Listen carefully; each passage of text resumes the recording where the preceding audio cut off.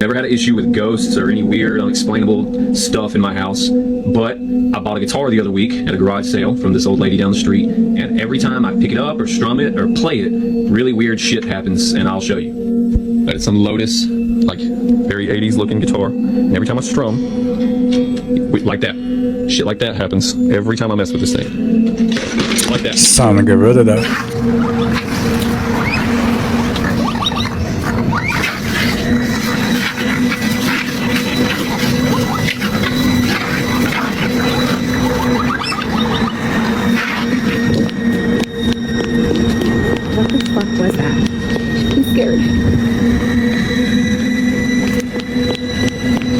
This happened in Mexico. Little girl is possessed by demon possible exorcist.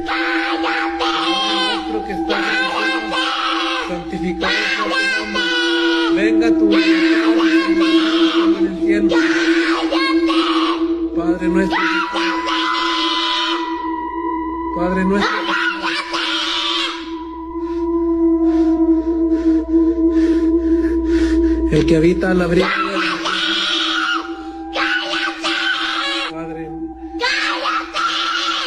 El que habita morará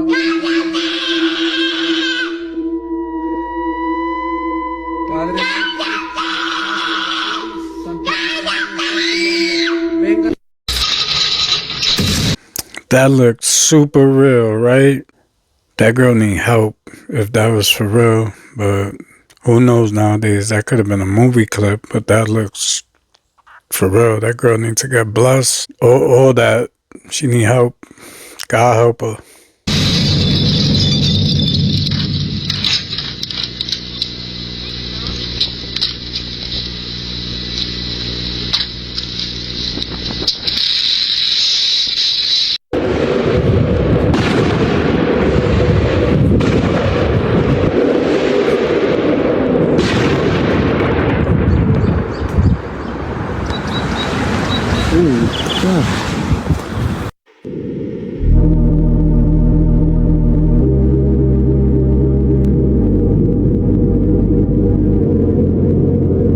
I just saw this video showing satellite images of the prison in El Salvador that ICE is sending all of those people to. And they zoomed in into this little corner and you can see what looks like a pile of bodies and a whole lot of blood. So tell me what you guys think that looks like to you. His performance at Coachella was so dark, it is literally making news headlines. Daily Mail says Lady Gaga's unsettling Coachella performance with satanic rituals has fans all saying the same thing after watching her Oprah-themed set. I mean, just take a look at what is going on here. She's in white and this person in red is literally taking her soul or whatever's going on. It's really hard to describe, but she opened her set with Bloody Mary, then Abracadabra, and then Judas. I mean, that says everything you need to know. You can watch her full performance on Coachella's official live stream, but in other news, David, an artist, flipped in front of the crowd and completely failed. He then went to his ex and posted, "Humiliation ritual complete."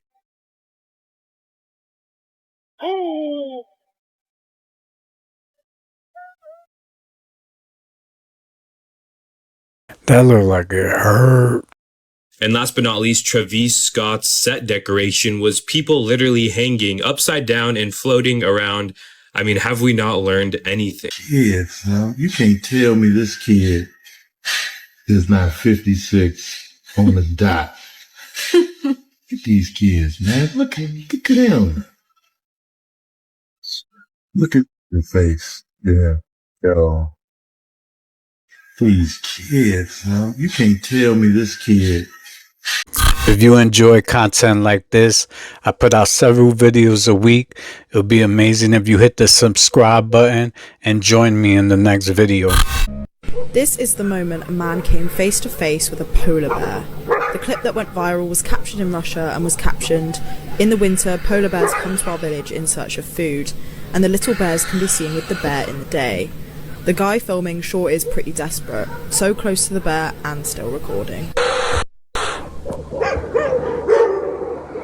Misha! Иди домой!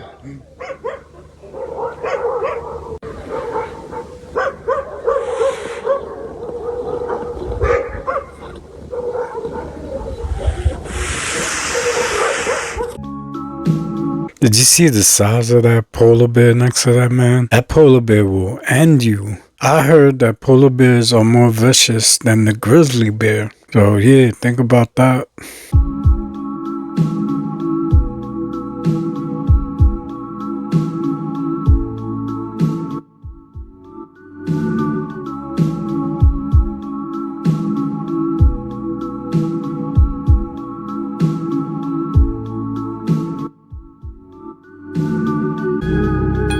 Apparently, the simulation has cheat codes now. This is an actual document released by the CIA. If you don't believe me, you can look it up. It's all online. It's going viral right now because there is a code that you can use to apparently reduce pain.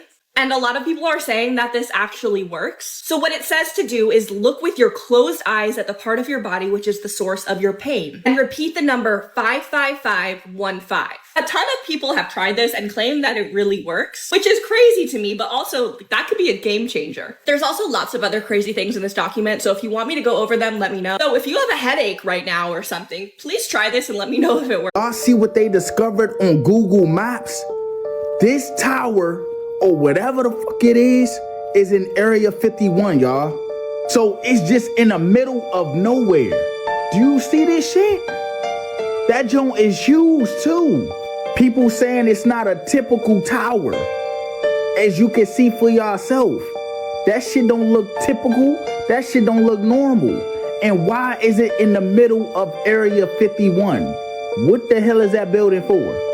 So I was hearing what people were saying about this joint. They talking about it's probably a radio tower or a radar testing tower. Like, come on. When did you ever see a radio tower or a radar tower that look like that? Look at the size of it, y'all. And like I said, it's in the middle of nowhere. It do look like a power source though. It look like something they use to summon something from another dimension. Look, I don't know what the hell that is. I don't know what they building over there. But if y'all ever see a weird light coming from that joint, don't say I didn't warn y'all. Because I'm telling you, I don't think that shit normal. This shit was making major headlines. And you know what they said? As always, hey, don't worry about it, y'all. It's nothing to be worried about. So if it's nothing to be worried about, what the fuck is it? This is why you should never trust people in tech. I will never get into a self-driving car after what I have learned. These companies don't care about you. They don't care about your survival. They don't care about your well-being. They're just trying to learn and grow and make as much money as possible. So this guy was very drunk with a tech guy who's really high up at a convention, and he asked him this classic ethical problem. If a self-driving car has to crash, how does it choose who to hit? Like, do engineers intentionally program morality into the car, like an old lady versus a family, a driver versus bystander? And this very drunk tech guy laughs and he goes, "You hit as many people as you can." And at first this dude thought it was a joke. But then the tech guy said, "No, I'm dead serious." The tech guy claimed that extreme crashes are where you get the best data. He explained that peaceful driving gives them nothing to learn. And he also mentioned that the payouts to the victims' families are pretty cheap for these companies. Like, some families are just happy to get $100,000 if they lost their kid. And that would be money that they would have never seen otherwise. So pretty much, human life is very expendable if it improves tech faster. Now, could this guy have been making this up for views? Yeah. But does it actually make sense? Yeah, it does. And then also, there aren't people around to sue when there's a car crash. He was also explaining that it's cheaper to pay off the families than to spend the money on actually trying to learn more. Come over here for more scary videos. Teenage girls are getting kidnapped and trafficked after responding to job listings on Indeed. Allegedly, this has happened to 17 people in Atlanta, Georgia. They applied to job interviews, they got scheduled through Indeed, they got to the job interview, and they were never heard from again. And something creepy about this to me is these are all warehouse positions. So they're showing up to these warehouses and then they're going missing. Indeed has yet to comment. No mainstream media outlets are reporting this, but people are talking about it on TikTok and sharing that their family or their loved ones, like some of them have gone missing. There are a lot of job scams. Making videos is my job. I'm not looking for a job. I'm not on a job website, but I get texts like this on the regular. And a lot of times when you fill out a job application, they make you leave your phone number. So you could naturally think like, I filled out 20 applications today. Maybe this is one texting me now. I don't remember. If you filled out like as many applications as you can in one day, if you get a text and they say like, we got your resume, I feel like you would naturally assume it was from a job you applied to. So that's why it's really important to double check that you actually applied to these jobs. Indeed has been getting accused of being a hub for trafficking scams, but also a warehouse job to lure in teenage girls feels a little strange to me. I don't feel like that's where they'd naturally apply, especially in like Georgia. I feel like warehouse jobs are usually like for older people because they have like equipment and stuff in them, and most teenage girls are like working at the mall. But why would they even want a teenage girl as a warehouse? Like, why would they be like, oh, we should have a 15-year-old in here? What? But these scams have been flagged and reported to the Better Business Bureau, and hopefully this will stop. But unfortunately, things like this happen every day. It's really scary, it's really sad, and I hope someone finds these poor girls. Come over here for longer freaky content.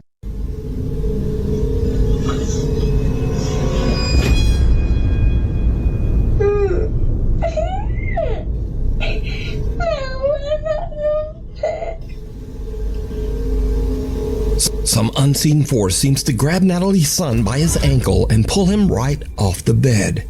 The boy cries, and as if he is speaking to someone that we can't see, he says, "I don't like it. No."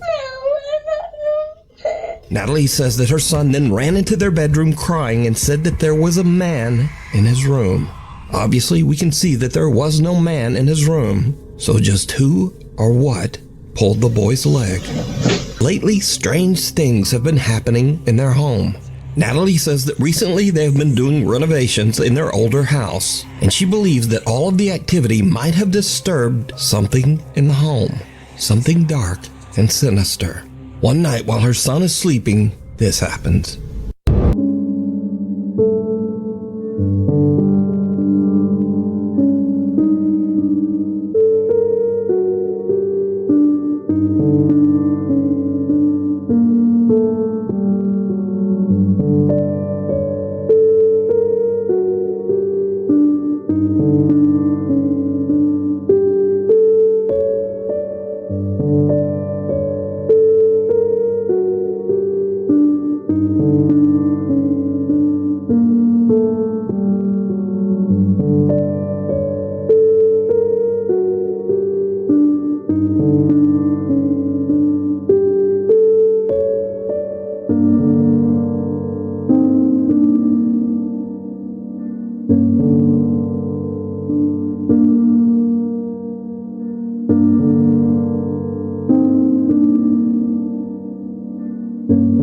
Wait, you're telling me ocean is the real outer space? Yeah, so listen, a researcher named Moise Henry believed the ocean floor doesn't even exist. What? A couple years ago, he built this insane, one-of-a-kind submarine. Hyperalloy composite hull, adaptive pressure shielding, tech way ahead of its time. He was obsessed, convinced that the deepest parts of the ocean weren't just unexplored, but intentionally hidden. Hidden by what? That's the thing. He took the sub down into the Mariana Trench, fitted it with cameras, and started descending past where any human had gone before.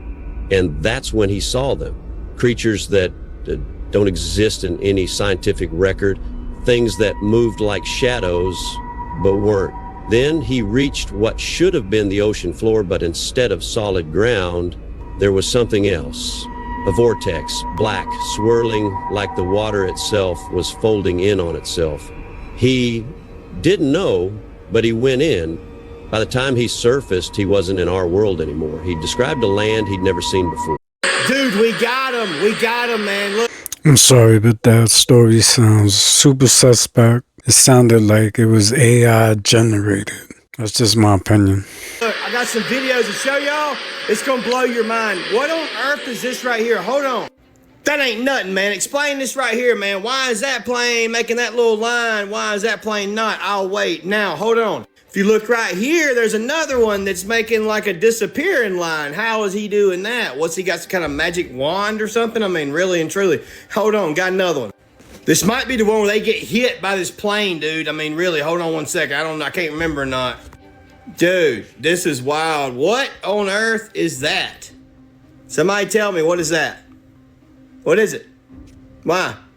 And you got homeboy right here, man. This plane flew over earlier. Look at that right there. Look how thin it was. You know what I'm saying? Then it's huge. Why does it do that? What causes that? It's all the questions we have, you know what I'm saying? Here it is right here. Look, same thing, disappearing. Why is that disappearing? Why is that not disappearing? Explain to me, I'll wait. Is it the altitude is what you're going to say? I'm sure that's what you're going to say. We're friends. We want to ask you just a couple of questions. Is that okay? Okay. I'm going to come a little bit closer. Okay.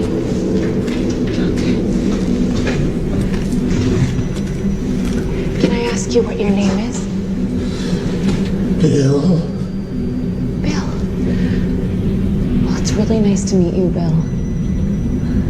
I'm Holly, and that's Joe. Do you have a last name, Bill?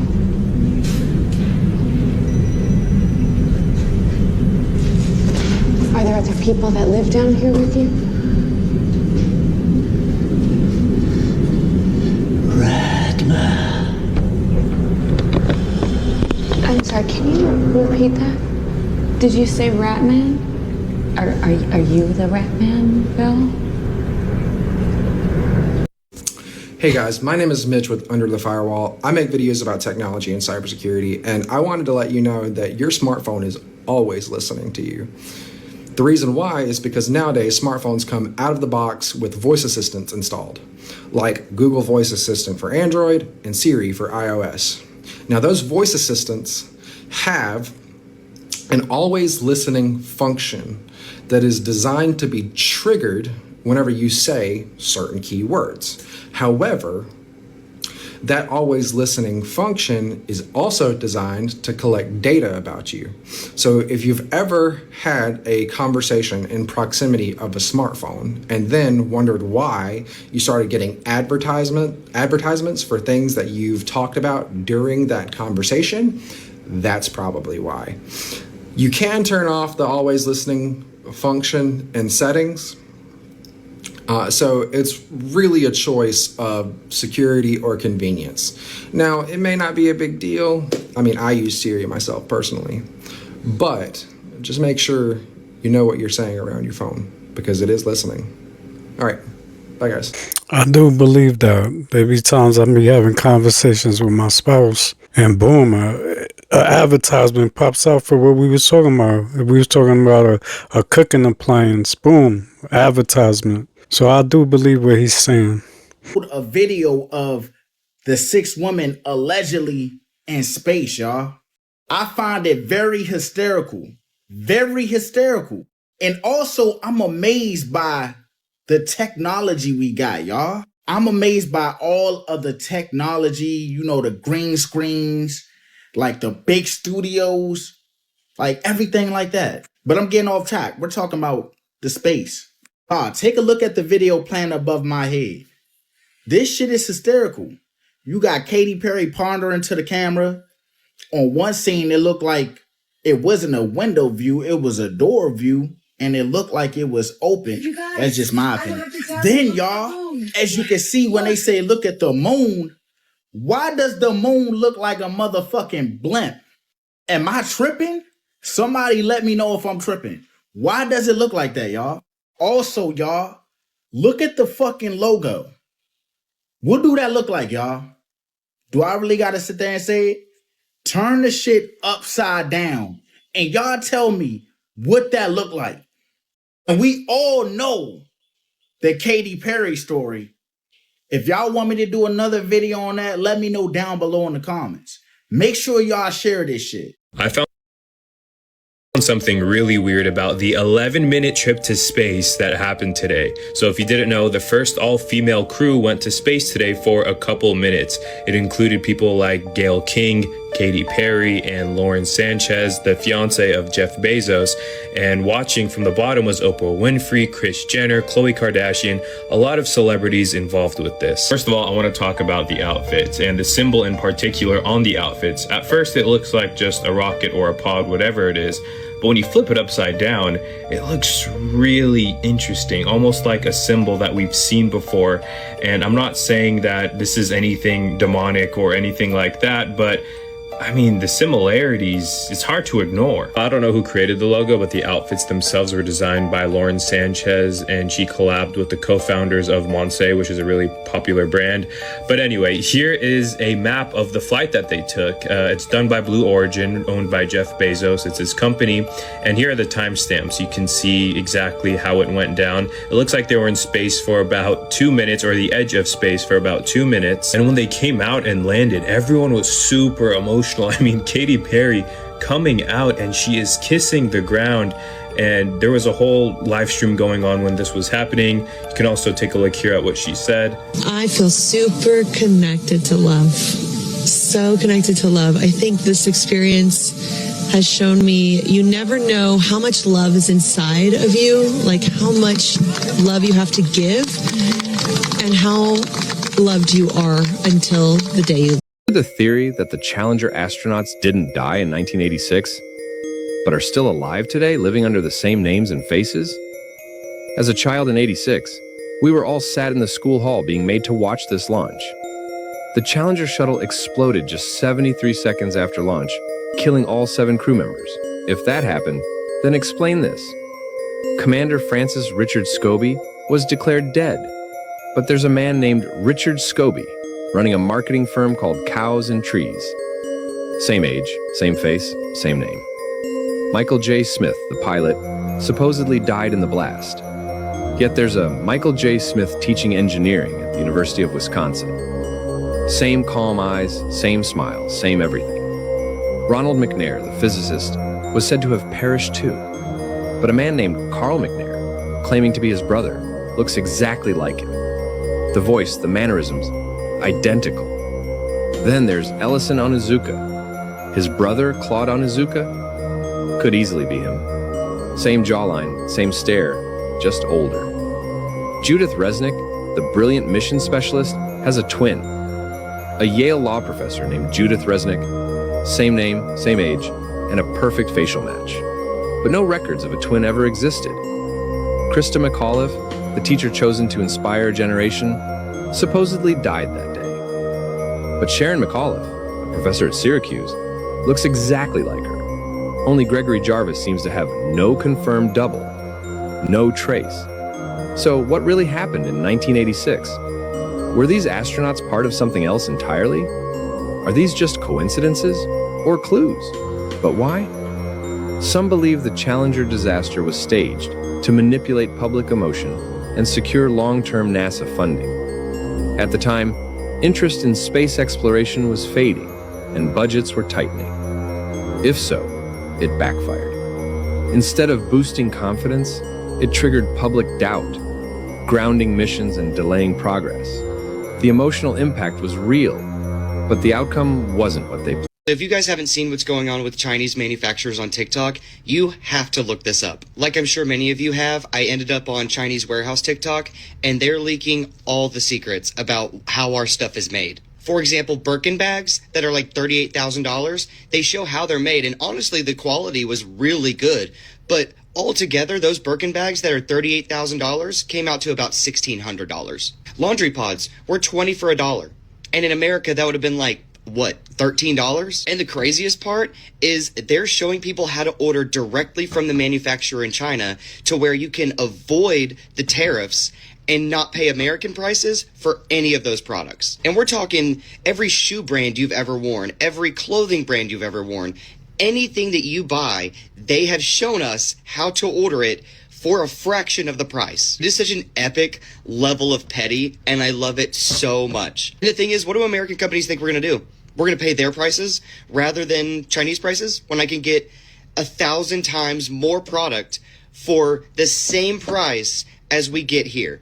We're not going to do that. These Chinese companies called our bluff. They were like, oh, you want to put a tariff on us? Okay, here's every product you buy in America at an inflated price for a fraction of the cost. This is the craziest Uno reverse card I've ever seen in my life. Anyway, have fun going down that rabbit hole and tell me the things that you found are cheaper in the comments. I appreciate your faces. Godless sodomite. I was going to say the same thing. The Chinese are acting petty. They spilling the tea.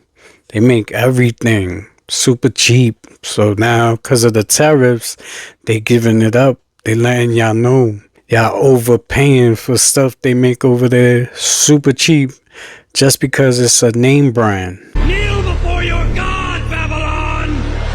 Making me the highest paid megalomaniacal boy king in all of Babylon!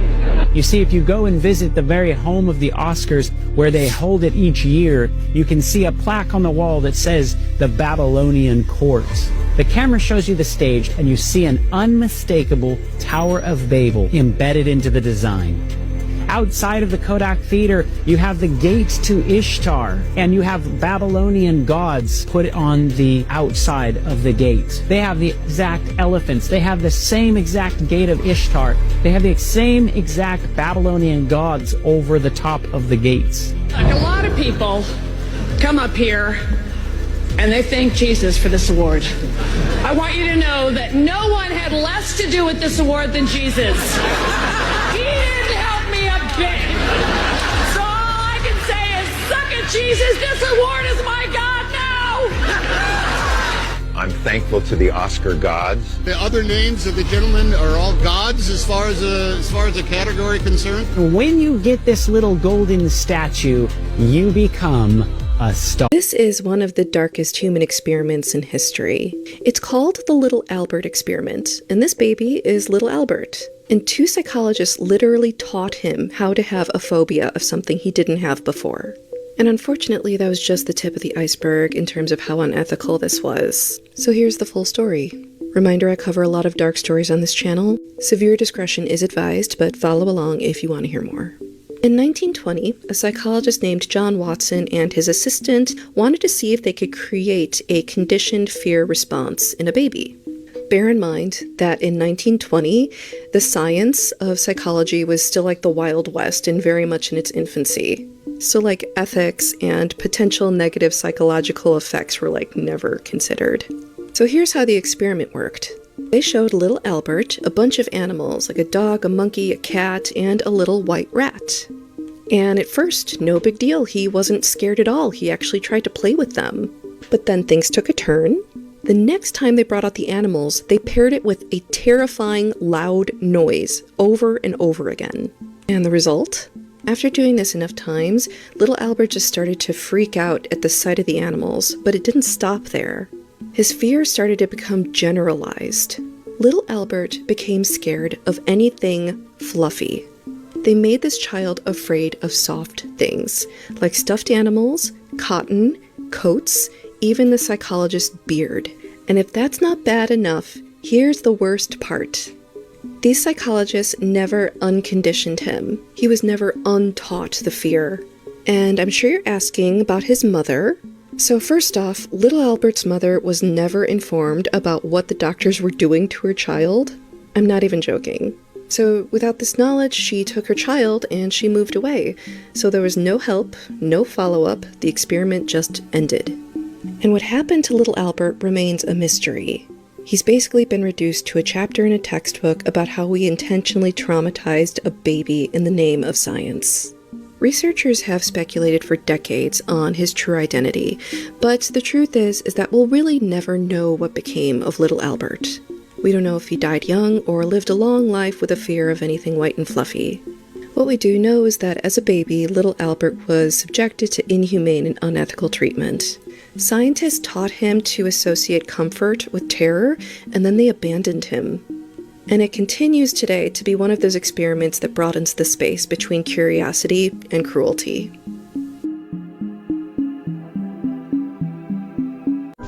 ABC News has obtained a videotape that shows clearly what happened when the president fell ill. Here's White House correspondent Ann Compton. Here's something odd I came across. This is President Bush Sr. Not to be confused with his son, a later president. And in 1992, he vomited on the Japanese prime minister and then fainted. Now, the odd things. Firstly, I don't remember this happening at all. But now there's all these clips on YouTube I'm just seeing. Secondly, watch his wife. That's Barbara Bush, who some say is Aleister Crowley's daughter. Some say is a man. As soon as she sees he's gonna vomit, she darts over to cover his mouth and nose. Possibly the worst thing you could do, right? Was she trying to hide something being seen from camera? And thirdly, look at this news clip. They are about to report that the president died the same day, then suddenly backtrack. This just into CNN headline news, and we we say right off the bat, we have not confirmed this through any other source. Stop. We are now getting a correction. We will not give you that story. It was regarding some rather tragic news involving President Bush, but... Did you hear what happened on that cruise? Received the announcement. Proceed to your assigned master station. As we are fixing a major hotel problem. What? Told you. Stay out the water. Shut up! The emergency systems went down. There was a major water problem. What happened was that the swimming pool decided to empty itself. It went through the pipes and then it burst right into a jewelry store. And then obviously that jewelry store started filling up real fast with all that water. Then the water started leaking all over the place. So due to all that, it started being a problem with the electric emergency system. All that water was creating waterfalls and slipping hazards. This is why I say, stay out the water. It's not a game, guys. You know why? Because if something happens out there in the middle of the ocean, what you gonna do? Swim back to shore? This video is for entertainment purposes only. I'm just letting everybody know what happened on that cruise. Thank God nothing happened. Everybody made it home safe. But could you imagine how people were feeling? Because ain't nothing you could do. What you gonna do? Sit in the water until they come and get you? Hopefully they do. Nah, I'm just playing, guys. I'm about to go on a cruise in like 2 months. I don't know, guys. Let me know what you think. I'm out. I feel bad for those people. You know how scared they must have been? And then the intercom and all the PA system wasn't working, so they didn't know what was going on. They probably thought the boat was going down. Hopefully everything turned out okay, though. But thank you for joining me. Until next time, this is CYPTV, and I'm out.